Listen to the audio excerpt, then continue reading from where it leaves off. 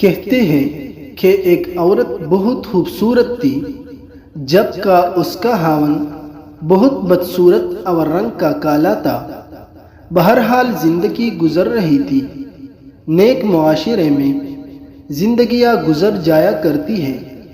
ایک موقع پر خاوند نے بیوی کی طرف دیکھا اور مسکرایا اور خوش ہوا۔